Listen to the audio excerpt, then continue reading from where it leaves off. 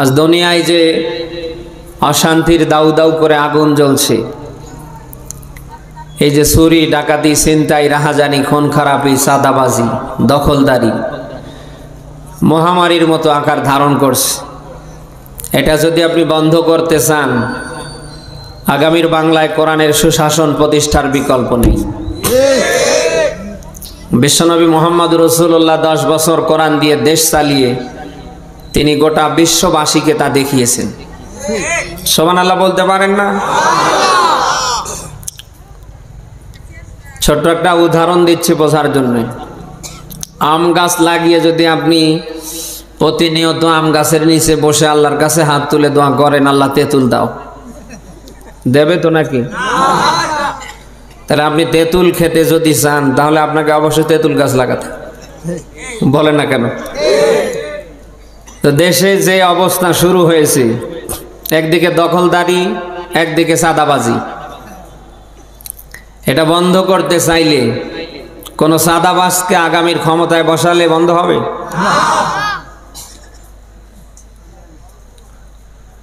আগামীর বাংলার চেয়ারগুলিতে কাকে বসালে চাঁদাবাজি বন্ধ হবে, দখলদারি বন্ধ হবে, মানুষ ন্যায্য অধিকার ফিরে পাবে, মানুষের মাঝে যে বৈষম্য বিরাজ করছে এটা বন্ধ হবে। আপনি নিশ্চয় জানেন। অবশ্যই অবশ্যই আপনি ভোটাধিকার প্রয়োগ করবার ক্ষেত্রে দেখে শুনে ভোট দেবেন, আশা করছি ইনশাল্লাহ। কারণ এই 1.5 দশকে আমরা কিন্তু ভোট দিতে পারিনি। এই 1.5 দশক যারা ক্ষমতায় ছিল, এদের কোনো ভোট লেগেছিল? ভোট লেগেছিল? মরা মানুষের ভোট পর্যন্ত ওরা দিয়ে, ওই যে এক চাচা ভোট দিতে গিয়েছে, কেন্দ্রে ঢোকার আগেই বলছে, চাচা আপনার ভোট তো হয়ে গিয়েছে। কিরে বাবা, আমি এখন মাত্র আসলাম। না চাচা, আপনার ভোট হয়ে গিয়েছে। তো ঠিক আছে, আমার ভোট যেহেতু হয়ে গিয়েছে, ঠিক আছে আমি বাসায় যাই। চাচা শোনেন, ওই চাচিরেও আসতে নিষেধ করেন, চাচিরও ভোট হয়ে গিয়েছে। চাচা হতভম্ব হয়ে গিয়ে বললেন, ভাতিজা তোর চাচি তো প্রায় 1 যুগ হয়ে গেছে মারা গেছে, তা তোর চাচি ভোট দিতে আসলো, তুই আমারে বললি না? অন্তত সাক্ষাৎটা হতো। 1.5 দশকের জালিমদের কোনো ভোট লাগেনি, ওরা মরা মানুষের পর্যন্ত ভোট দিয়ে ফেলেছিল। ওরা মনে করেছিল দেশটা আমাদের, আর এই দেশের জনগণ ভাড়াটিয়া, যাদের হুঙ্কারে গর্জনে ঘর থেকে বের হওয়া যেত না। কোথায় আজ তাদের হুঙ্কার? কোরআনের মাহফিল করতে গিয়ে পায়ে জুতো খুঁজে পাওয়া যেত না।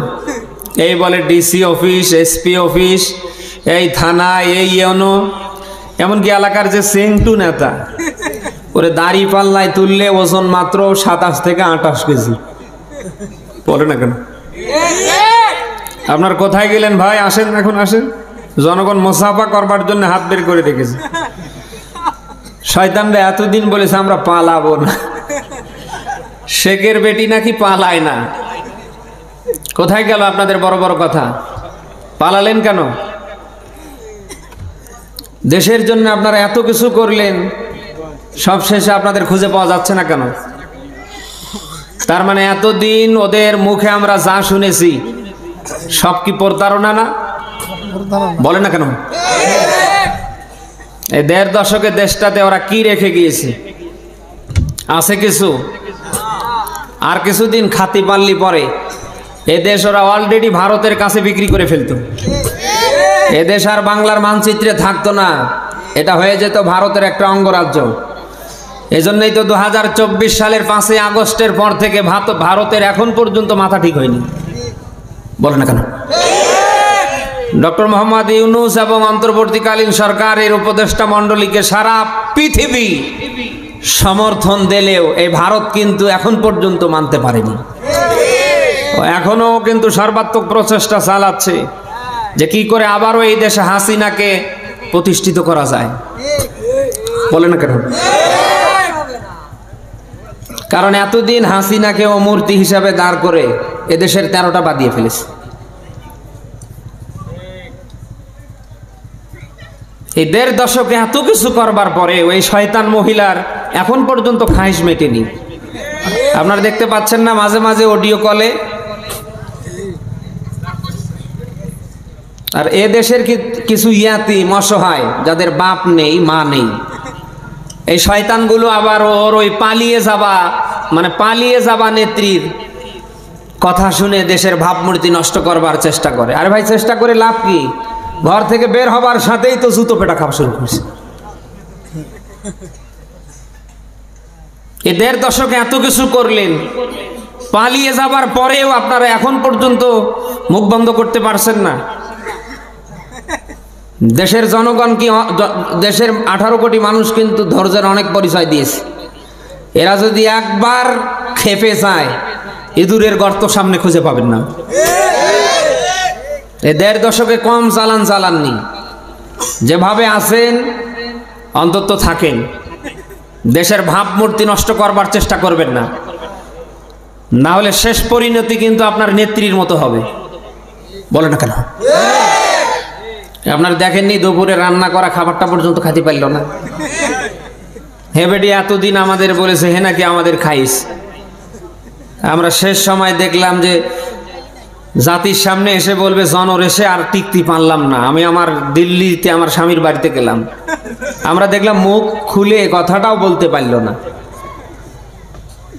যেভাবে আছেন ওইভাবে থাকেন। যা করেছেন জামাত এবং বিএনপি এবং তাদের সহযোগী সংগঠন, যদি একবার খেপে ওঠে পালানোর রাস্তা খুঁজে পাবেন না।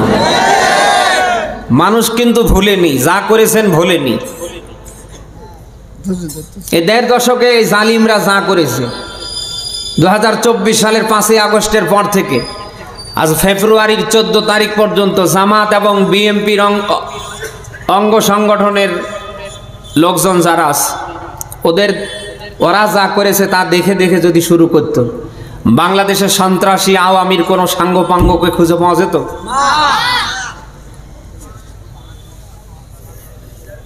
যা করছেন একটু ঠান্ডা মাথায় চিন্তা ভাবনা করেন। আপনি কেমন নেত্রী, আপনি কিসের নেত্রী নিয়ে এখনো জিকির আজগার করছেন, খাওয়া দাওয়া ছেড়ে দিয়ে রাতের ঘুম নষ্ট করে নিজের শরীরটা নষ্ট করছেন? যে নেত্রী পালিয়ে যাবার সময় আপনার কথা খেয়াল রাখে না। আরে ভাই, মরলে দেশে মরবো, পালাবো কেন? বলে না কেন? আর সেই পালাটিয়া নেত্রীর আপনি এখনো ভুলতে পারছেন না। ওই পালাটিয়া নেত্রীর কথা শুনে আপনি এ দেশের ভাবমূর্তি নষ্ট করবার চেষ্টা করছেন। লাভ কি? ধরা খাচ্ছেন। দেশের মানুষ দেখছে আপনার কি অবস্থা, ক্ষতি হচ্ছে আপনার পরিবারে।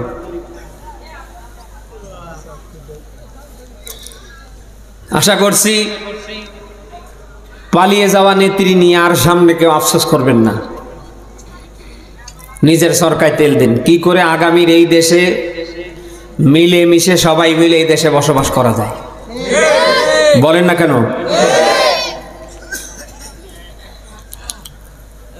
আমি যে কথাই ছিলাম, দেশে যা শুরু হয়েছে এটা বন্ধ করতে গেলে কোরআনের সুশাসন প্রতিষ্ঠার বিকল্প আছে কি?